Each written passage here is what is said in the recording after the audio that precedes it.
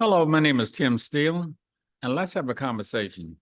And I'm going to shrink my picture so we can see what today's topic is. In God's timing, part one, when all the pieces fit. So let's get into it. This is a picture of Monrovia, Liberia. I want to make my picture a little bit larger. In the 1970s, this is when I was there. This picture really brings back memories, folks. When I was a Peace Corps volunteer in West Africa back in the 1970s, there were buses that transported people from town to town that the locals call money buses. And I'm going to show you a picture of one. This is the 1970 money bus. Especially in the interior, this is the way folks got around now. There are also cars. People had cars. But the cars were small and they would try to carry 6 people in a car. The car was very uncomfortable. I found these buses more comfortable than the cars. Unless you charter the whole car to yourself. As a Peace Corps volunteer, we didn't have that kind of money. But this money bus is actually a pickup with benches bolted to the bed and a canopy across the top of the bed. Now, this canopy here is wood, and sometimes the canopy will be metal, so those will be sort of like welded to the bed. Up here is where they would carry the load. And on the front of this canopy, which we can't see because of where the bus is like in the picture going away from us. But on the top of this canopy, over the I would say the cab of the bus, there would be phrases written out. And most of them will be praising God.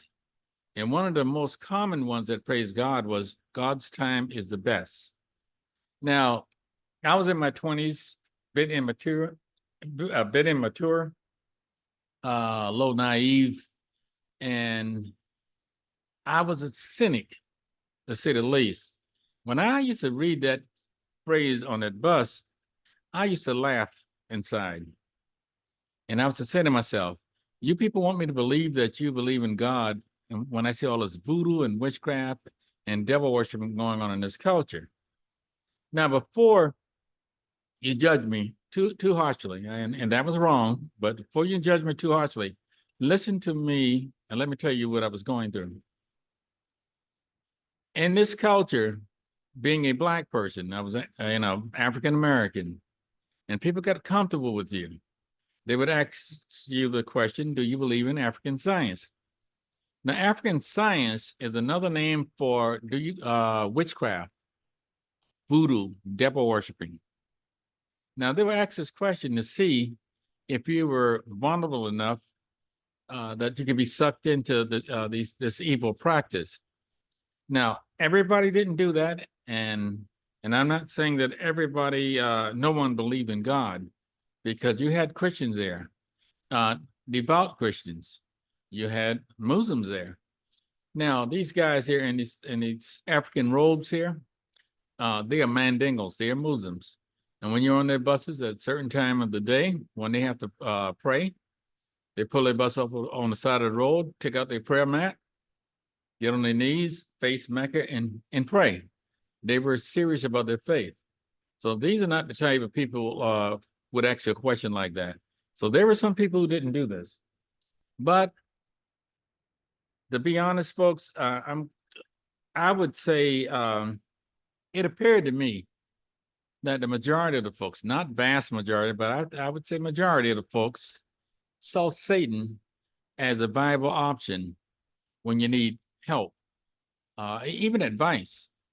And the funny thing is that they knew, I wouldn't say believing a Lord Almighty, because they believed they wouldn't be doing this kind of stuff, but they were aware of the Lord Almighty, and there was a respect for the Lord Almighty, but he was not number one when it came to seeking help. They would go to these guys here. Now, the one on the left is a witch doctor. Okay, in the village, he's feared and he's respected. He knows enough about herbal medicine and the local, let's say, crops and something like that people use as medicine to heal you if you were sick. Now it depends on what you were sick from. Now some things you got to go to the hospital for, but in the village, that was his job. His job also, if you had a co-worker you didn't like and you wanted to do something to them, hurt them, and even take their life, boss, ex-wife, or whatever, he could fix up a potion that could cause a person a lot of pain or even to death. That was his job also. This guy and not only potions and stuff like that, but this guy's a Satanist. Okay, they deal in like evil spirits and stuff like that. He's no one to be to play with. But when you're living in a village and there is no hospitals and no clinics anywhere close, this is who you go to. And this is what the missionaries tried to combat by going into the village and setting up small clinics and stuff like that to get the people away from folks like this. Now, the person on the right in this grass skirt costume over here is what we call a dancing devil. He's nothing serious. He's just someone who can dance. And they bring him out during holidays, and everybody come out to see the devil dance. The devil's coming to the town. The funny thing is that these dancing devils had an interesting relationship with the children. The children would come out to see him, and the parents will tell the kids that that's the devil, he's bad. But when the devil turns his back, they'll send the kid out to the devil to harass him. And when the devil turns around, they'll run back to the parents and hide behind the parents. And it was almost like they were playing with this dancer. Now I know that's not the devil, but when I saw it, and I first saw it, I said to myself, this is desensitizing the devil. Okay. Like again, I said, this is not actual the real devil, but the thing is, it taught the kids that the devil was something to play with. Satan was something to play with. And now that not only goes on in Africa, but it goes on in the States too. When you see kids are looking at cartoon characters that looks like demons, and they know these characters' names and know which powers this one have and what this other one over here can do. And that's desensitizing these demonic figures. Something like that shows up in a kid's bedroom at night. This demonic figure that looks like some of these cartoon characters, they would not even be afraid of it. They'll let that character, that spirit right into their life. So now, this is Monrovia. This is a beach in Monrovia. The beaches can be nice there, folks. I sort of missed all of this. But after living there for a while and returning to the continent in 1989, the statement "God time is the best" became much more than just a phrase to me. I started to respect the people who would write that message on their buses about waiting on God. You see, in a culture where that don't know the nature of God, it could be hard for a person in that culture, to wait on God. God may be seen as a God of good, but he also may be seen as a God who is distant, who is indifferent, because they don't understand God's nature. Now, to explain to you the significance of a person having the discipline to wait on God in a culture like that, I'm going to tell you a story about an encounter I had with a student at a college I was teaching.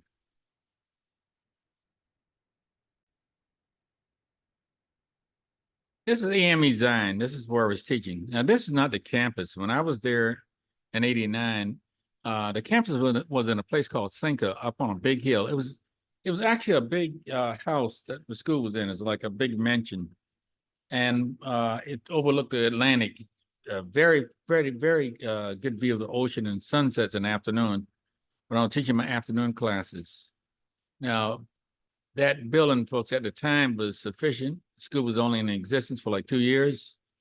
But I say that this has really grown. I got to give like credit to AME Zion because I saw where they were doing things in African places and helping poor folks. Denomination like Methodist was another one who's very good at doing stuff like this, helping.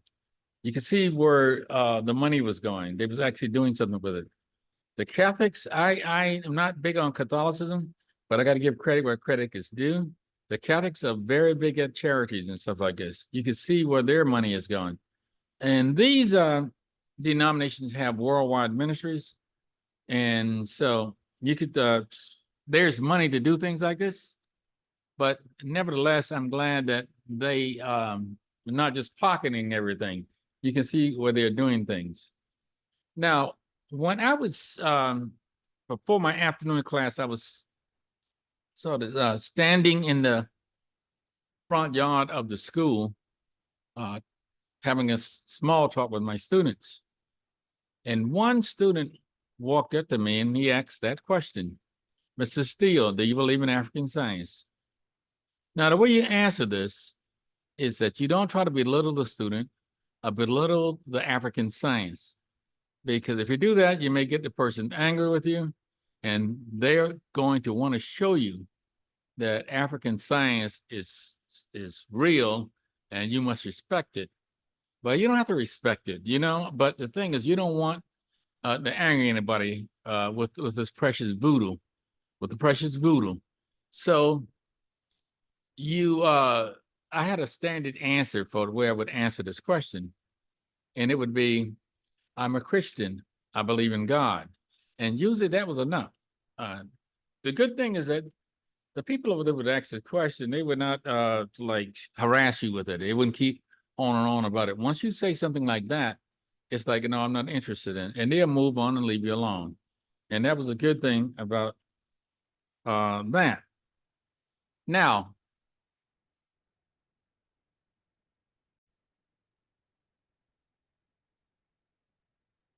but this time, folks, I answered the question a little bit different because I was just tired of being asked that question.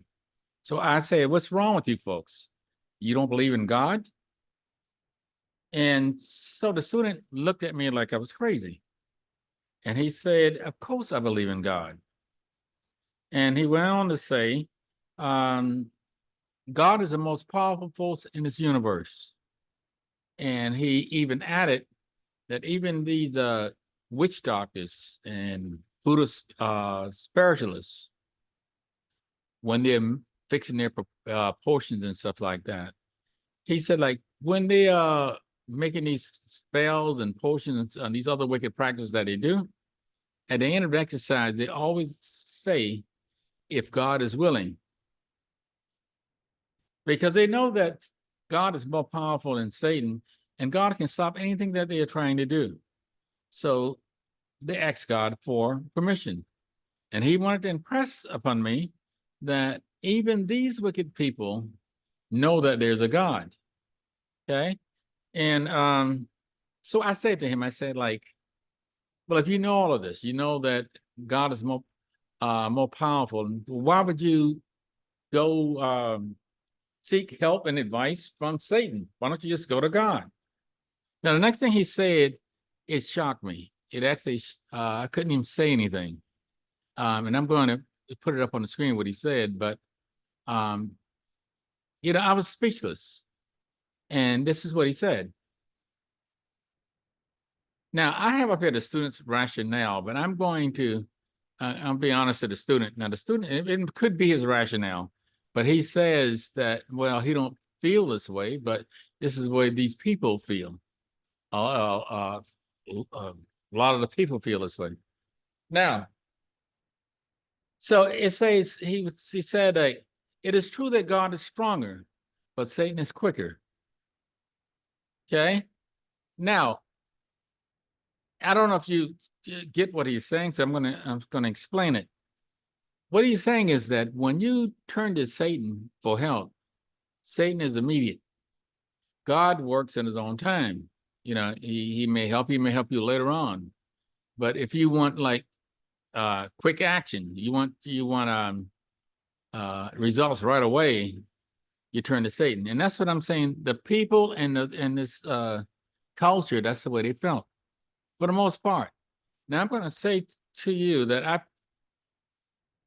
I would say, and I would not even, stutter. I knew the majority of people felt this way. Like your Christians and your Muslims and folks like that, they were not the majority when it came to this. This was a part of the culture.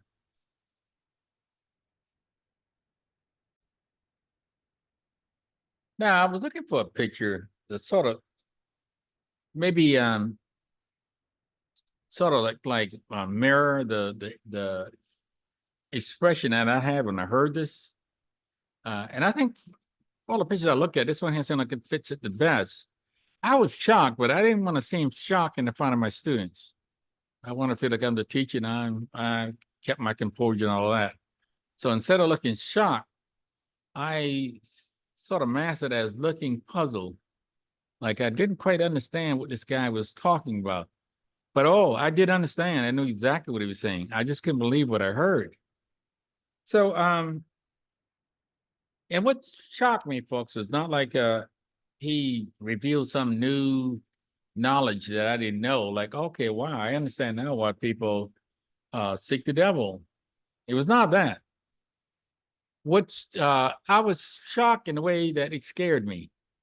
Yes, it scared me because I said to myself, you mean to tell you people are dangerous? That's what I didn't say to them. I said to myself, you mean to tell me that you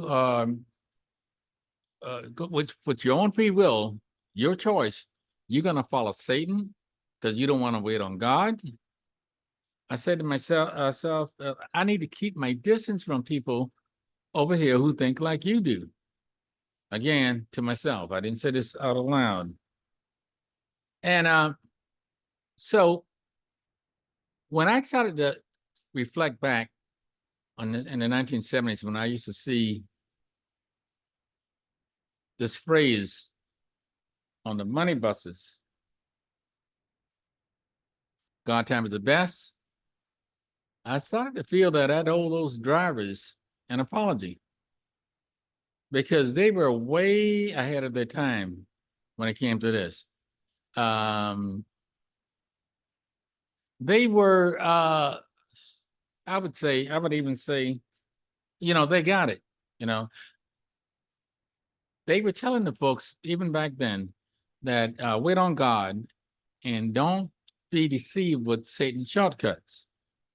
And for that time, they were almost like a lone wolf, saying something that, and I can't say nobody paid attention to it. I spotted it. Some people probably looked at it and might have changed their lives. You don't know, because the Holy Spirit is behind getting someone to do that in a place that wicked. In a culture that did not truly understand God, the Almighty may have seemed what I would say, aloof, not caring. But God does not give up on any of his people, any of his people groups, any of his, let's say, nations, whether it's in Africa, Asia, America, or whatever. You don't give up on any of us. And we're going to see that in the next 30 years, Christianity is really going to start to grow in Africa, right amidst all of this darkness that you see. Now, let's look at some churches on the continent of Africa and show you how much Christianity have grown here. Now, this first one here, I'm going to move my picture out of the way, is in the Cameroons. And I think it's a Catholic church, but I'm not sure. It could be a Lutheran also. But let me say this here. I know these are just going to be beautiful buildings. What's the real measure of a church is what's going on inside the church, the teaching, okay?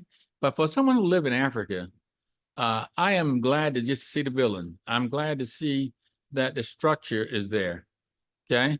If the person's not teaching the right thing, God can work with that. God can remove that person and bring someone else in. But you got to be sort of happy that Christianity has a foothold in the place after centuries of all this witchcraft. Now the witchcraft's still there too, but because that's going to take time. So, but again, for a person who lived there and seeing all these dark beliefs, this is progress. This will be the world's largest church, and it's in Africa. There's probably a church in Africa that can hold 1 million people. I just don't think that this is it. It don't seem like structurally that is it. I had a picture of it on another conversation. It was sort of like an open air facility, a lot of like benches and stuff. It was nothing elaborate, but it's a lot of them, and a lot of like pull down screens where, because if you have 1 million people on the place, everybody can't even see the pulpit, so they had screens all over the place. Now, I'm not that big on mega churches and all that, but again, in Africa, I'm glad to see something going on. Now, also in Africa and in Nigeria in particular, you know, they talk about the prosperity ministry and the kind of stuff like people are doing from the pulpit, which is not holy at all. It's almost like a money grab because people don't really understand Christianity. They're learning, and I'm sad to say, folks, that's the I would say the witch doctors, you know, spirit, you know, in people who has, you know, who's not performing from behind the pulpit. They are not of God, but God will weed these folks out. It's sort of sad to see it because they're telling people things that's not even biblical. And since Christianity is new to the folks, the people just don't know. You know, they're being led astray and just don't know it. But God will deal with those folks and the people who are being led astray. This one is in the Republic of the Congo. Okay. Now, some of these places, they had Islam there, okay, and they probably still do, but even Christianity is even replacing that. This church in Tanzania, I'm trying to figure out how big this church is. It don't look that big because this big old steeple here, but if you look at this door right here, this is probably like a 3 or 4 story structure. It's pretty big. Okay. And to think in Africa, enough people is interested in the faith to fill a church. The people who are using this for prosperity and just leading people astray, God will deal with them because this is almost like an opportunity to miss by leading these people astray. Now, you've had missionaries there working for years, bringing people to the gospel. These people that you see that got these big churches and stuff like that, they didn't do this. It was the missionaries way back in the 50s and the 60s, 70s, and 80s who laid the groundwork for this. And it's a shame when I see somebody would take that groundwork that these missionaries did and just use it for prosperity to make themselves rich. Here's a church in Mozambique, and you can see how small these cars are right here. You can see it. I don't want to use a spotlight, but see a car here and another one here. The cars are small. This is a very big place here. There's a cross on the top. I don't know what it is. It may be Catholic. No, but I think Lutherans tend to put crosses too.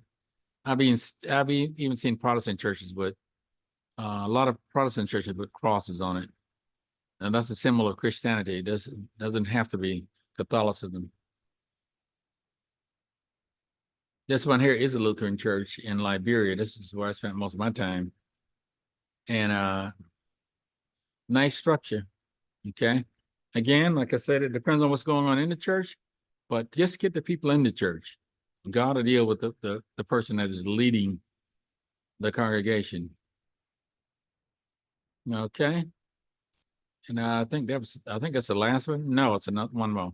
This one here is a church in South Africa. And it's Dutch Reform. I think this is a church that I don't know if I don't know South Africa had apartheid. I don't know if black folks are going to the church way back. I know they're probably going there now, but this is a very nice looking structure. But it's Christian. Okay, get the people into the church and get them away from the witchcraft and the voodoo and the devil stuff. So, folks, in my closing, I'm going to say this here, and let me make my picture a little bit larger.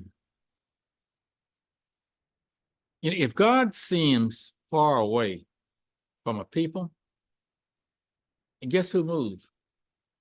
God didn't move away from the people move away from God. And that's something to think about. So when you are in a culture that is just practicing witchcraft because you feel like somehow Satan